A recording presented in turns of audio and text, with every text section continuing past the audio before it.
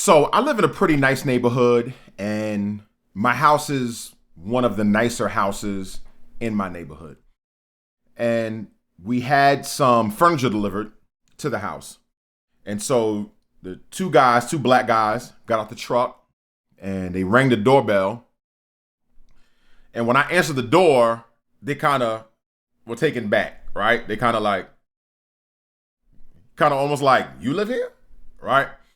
And it's interesting because me and my wife now kind of have this game to see, like, especially if it's, a black person, whether it's Amazon or UPS, when we open our door, if they're going to do the, you live here type thing. And, being that this is Juneteenth, I wanted to ask the question, why does that happen? Why are black people shocked when another black person lives in a nice house in a nice neighborhood? Let's talk about it. What's up, y'all? My name is Sean Slaughter, real estate agent and investor, and my mission is to help new real estate agents level up at the start of their real estate careers. We're walking this journey out together. So today, to honor Juneteenth, I wanted to talk a little bit about the history of housing. And, as I work with people, I work with buyers, I work with sellers, I get to see a lot of different neighborhoods. I get to go to a lot of different places. And the one thing that you realize very quickly as an agent is that America is pretty segregated. And so I wanted to talk to you guys today about the history of housing, because I think as a real estate agent, as an investor, or just as a person that likes information and understanding America, it's important to understand how we got to where we are today. This thing was not by accident. It was something that was not only socially engineered. So today in this Juneteenth edition, we're going to talk about how housing got to where it is today and why housing or purchasing a house is still, I feel, not a car, not a vacation, but purchasing a house is the fulfillment of the American dream. Let's get into it. The book that I would advise to everybody is The Color of Law. An amazing, amazing, amazing book.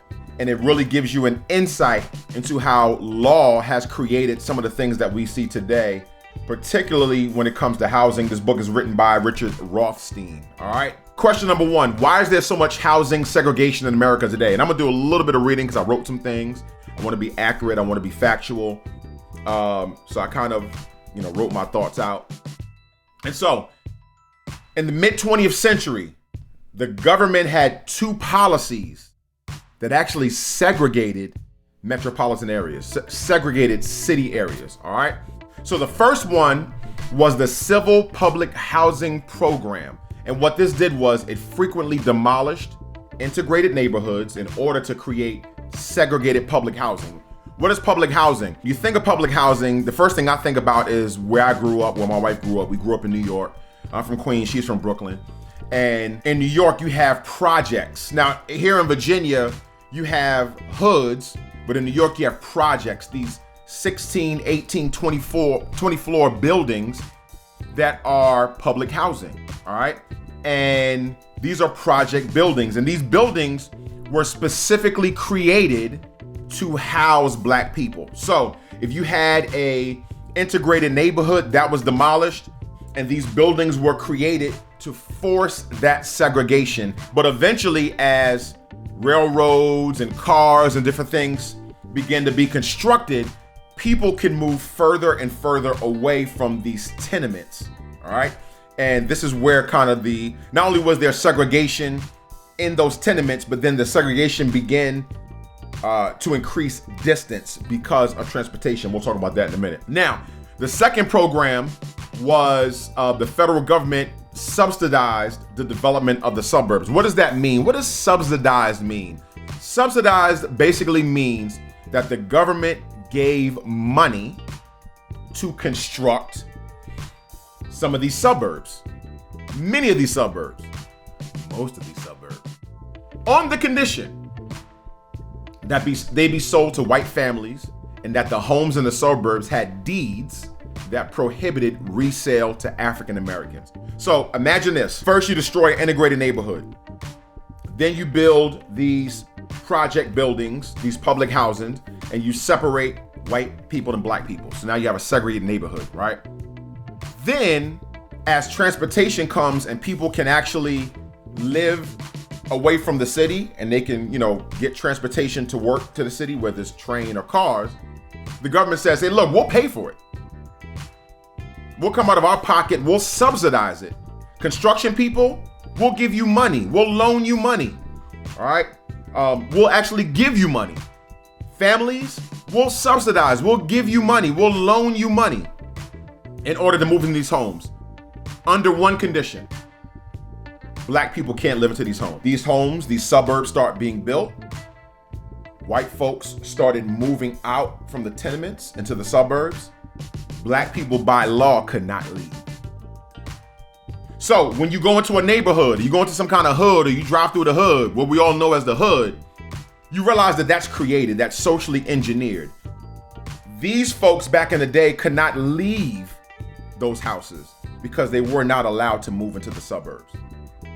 If you actually had some builders that wanted to build integrated suburbs.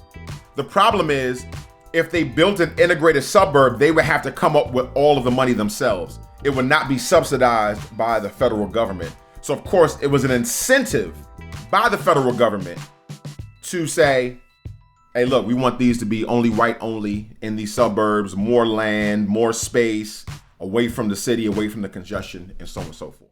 That really is why we see so much housing segregation. It's not because of black people choose to live in the hood and white people choose to live in the suburbs. No, everybody, every race, every color wants to live in an area that's nice and quiet and so on and so forth.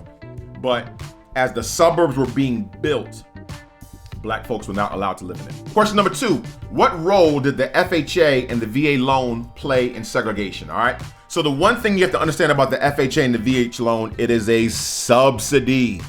It is a subsidy. All right. So many people complain about welfare and all those other type stuffs. And there's conversations to be had there. But the FHA and the VA loan are similar things. An FHA loan is basically a loan where you put down a 3.5% down payment based on the amount of the loan, and you're able to get a home. That is different than maybe a conventional loan where the down payment is between 5 and 20%. And prior to the FHA loan, in order to even buy a house, you would have to put down 20 to 25%. So if you wanted to buy a $300,000 loan, you would have to put $75,000 down. All right. Most people, even today, do not have $75,000 down to put down as a down payment for a home. So the FHA said, look, you got to put down 20, 25%, put down 3%.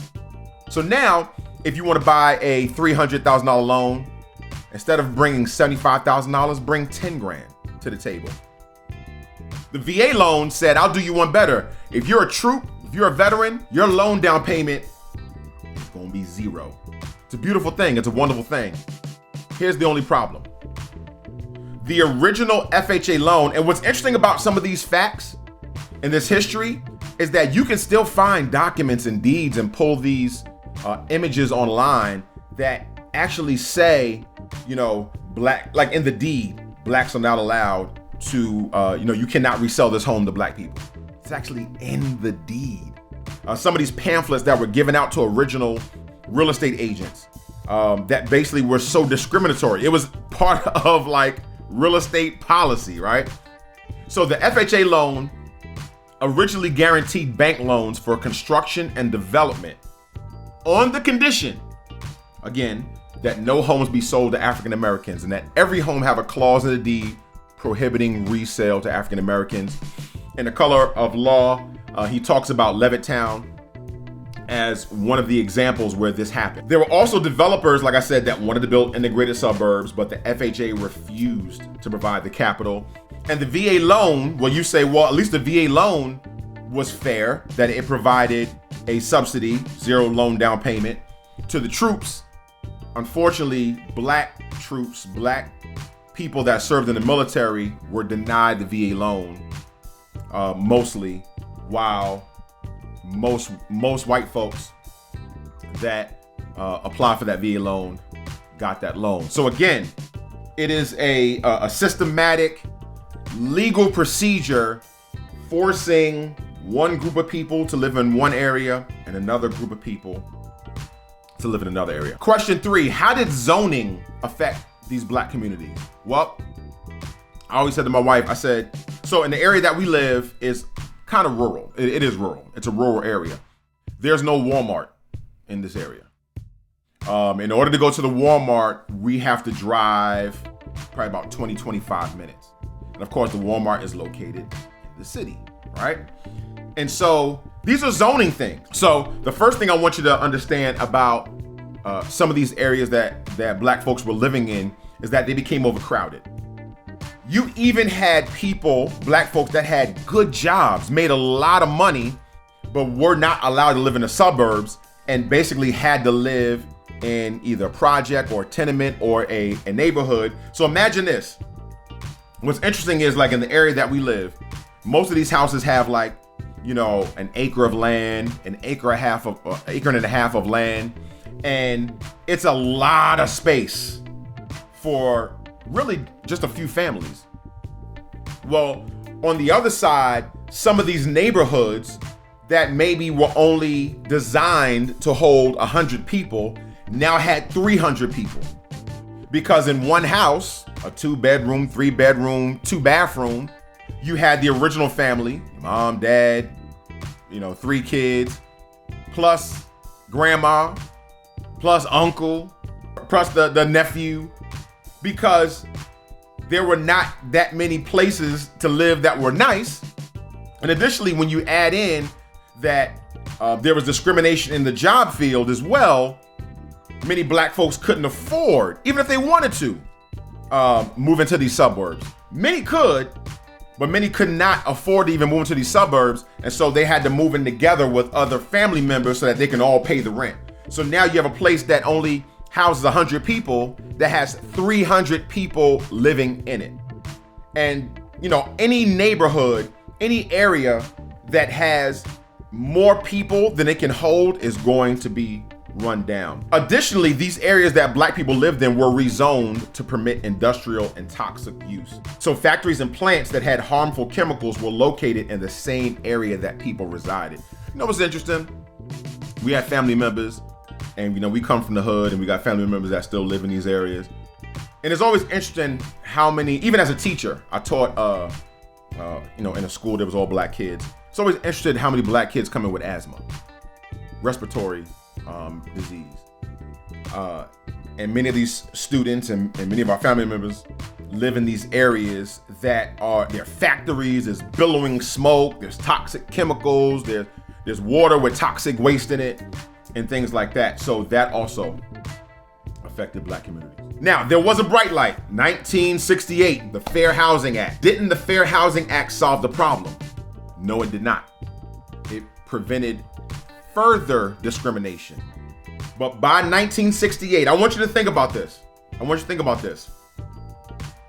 the 1920s, right? You start having this mass building of the suburbs. 40, almost 50 years later, right? So you have 40 and 50 years of discriminatory building of homes. 50 years later, they say, okay, you can't do that no more. You gotta take those out of the deeds. You can't discriminate when it comes to loans. You have to allow Black, no more redlining, right? No more of some of these discriminatory practices that as a real estate agent, you're taught that you can't do these, right?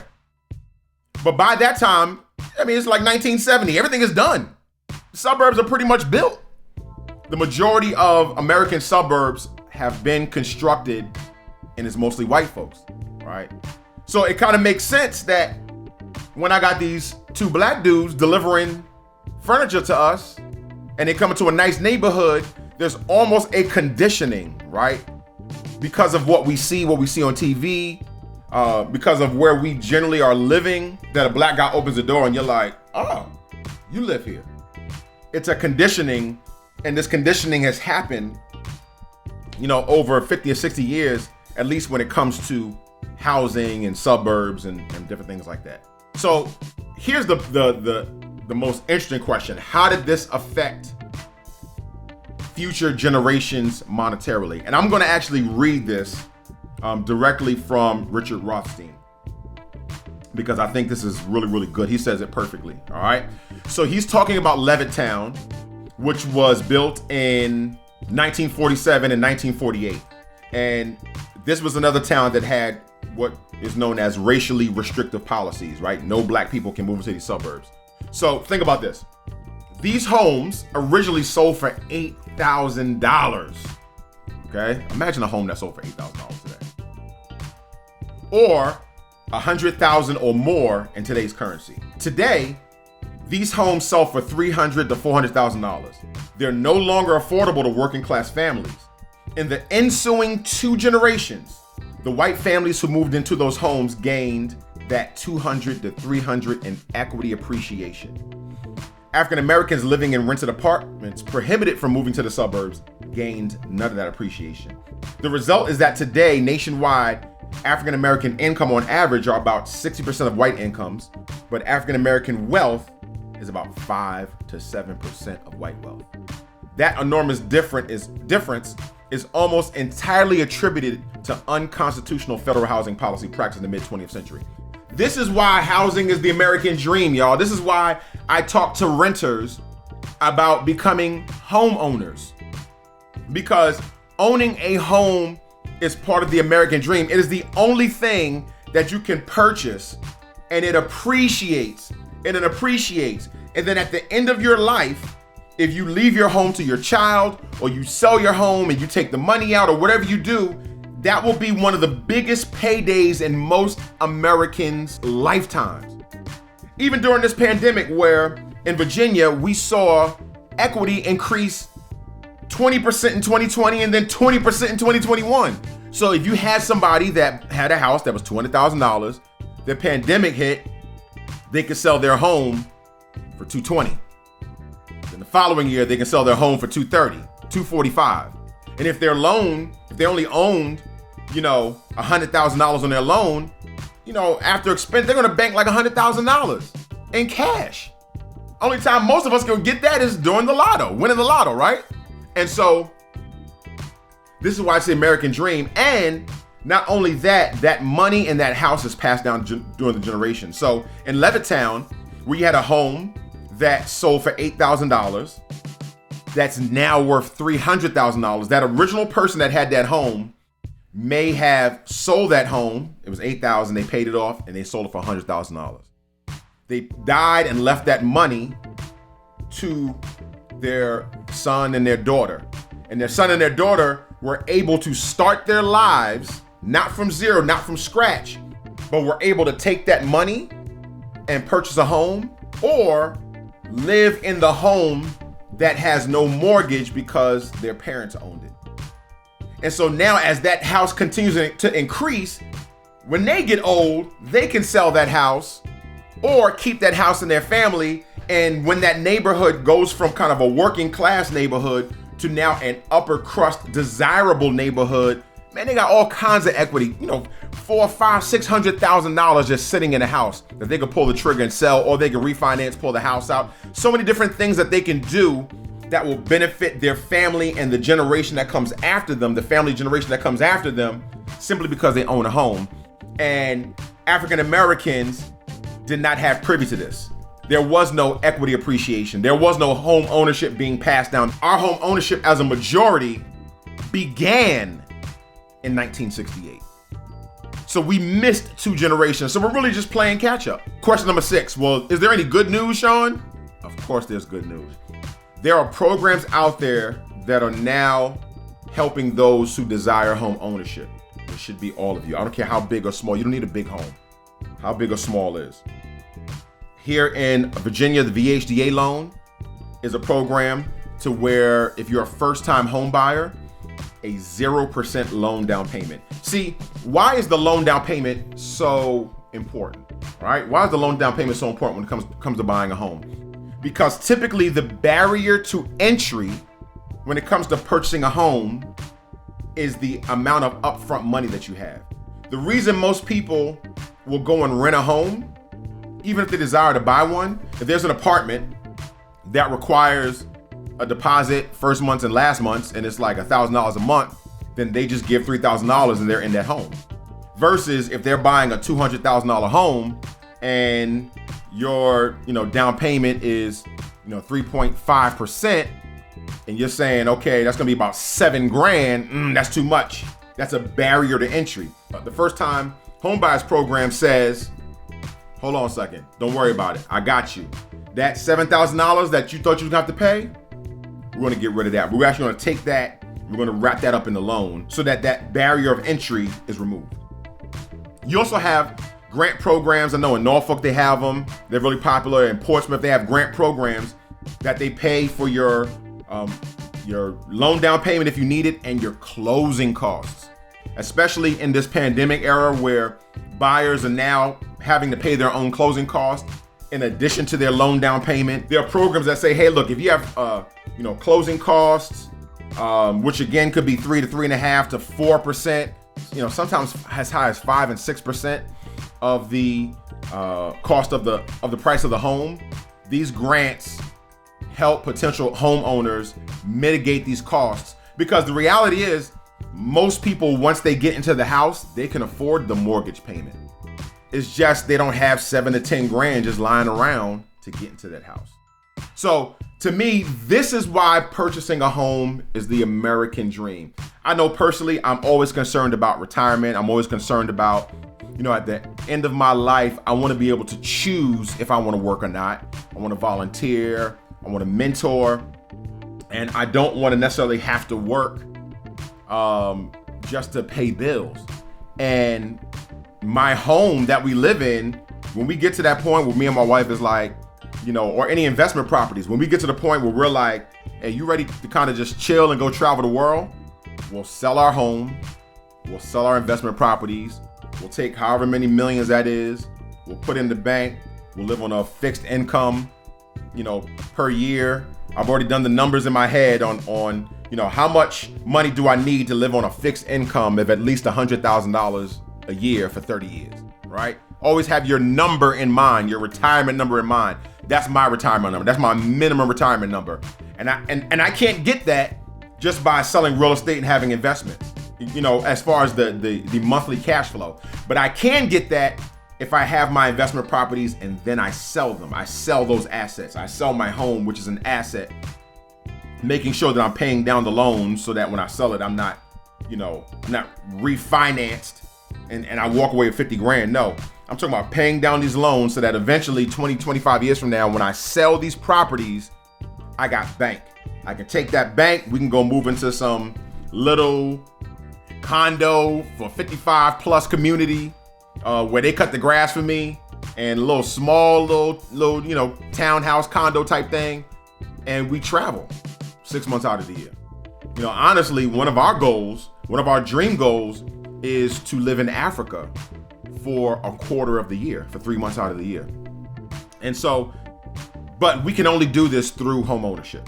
We can only accrue a big sum of money through home ownership, through investing in homes, so that we let these assets accrue and then we sell them and then we coast out of here. Hey, look, I hope that was helpful. Always educate yourself. If you're in real estate, you need to understand the laws. You need to understand how we even got here, why things are where they are, so that we can be the ones that make things better. If you're watching the videos, you're not subscribed, why not?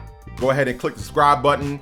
Click the like button. If you want to be notified, karate chop that bell. This is the House of Motivation, the place where inspiration lives.